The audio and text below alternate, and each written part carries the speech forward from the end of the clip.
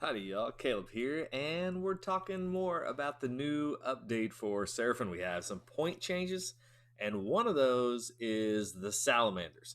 Now, a lot of people don't like the Salamanders when they see them facing up against them on the other side of the table, and that's okay. But it's one of the units that we see a lot in our armies because it has some unique qualities to it. And we're going to look at those for a second too. But let's get straight to it. The points changes.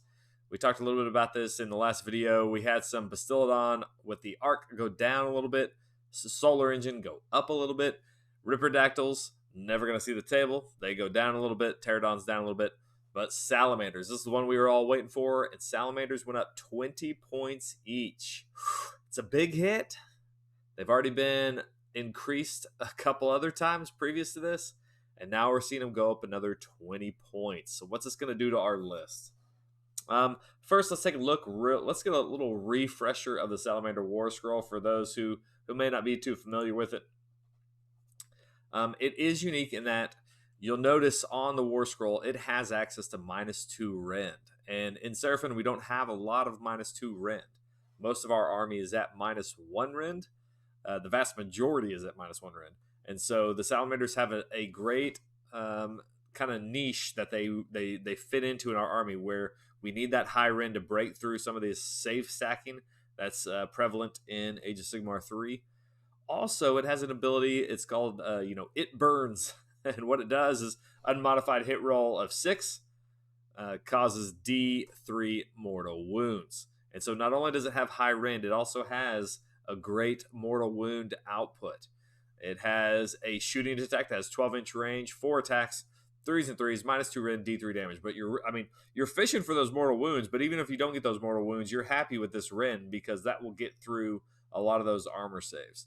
And the weird thing is, in melee, these also have a good profile. It's basically the same profile as its shooting, and that it also does mortal wounds on 6s to hit.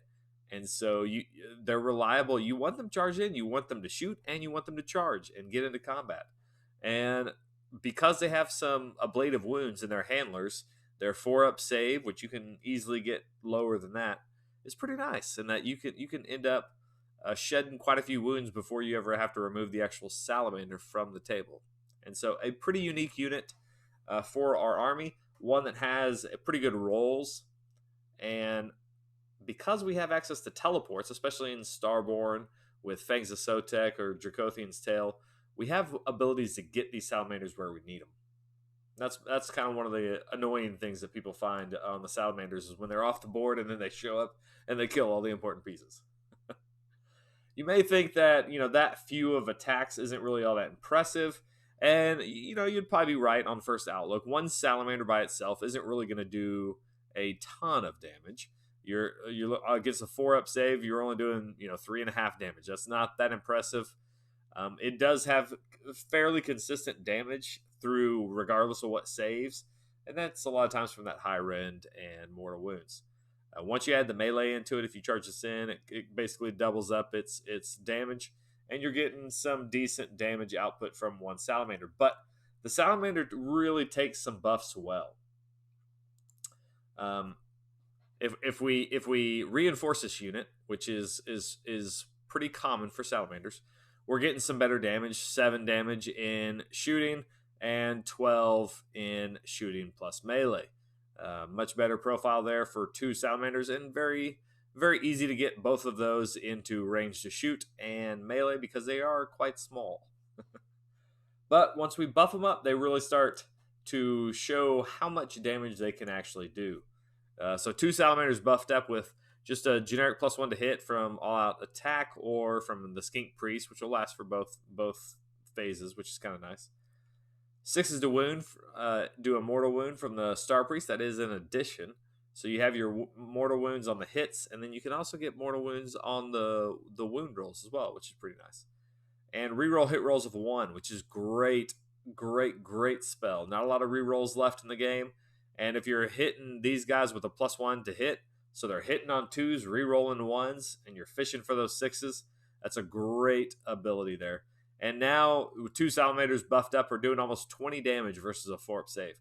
And you can see against a 2-up save, they're still doing 14.5 damage. That's killing most things that would be able to buff their save down to a 2-up save.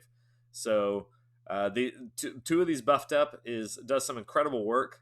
It is a precision, guided missile. You are putting this into that valuable target. You're not trying to take out hordes with these salamanders, although they can do some work. But you are trying to send them after a very specific target that you're looking at. Buff them up, teleport them in, shoot, charge.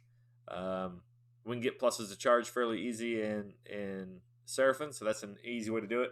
But they do take their buffs nicely.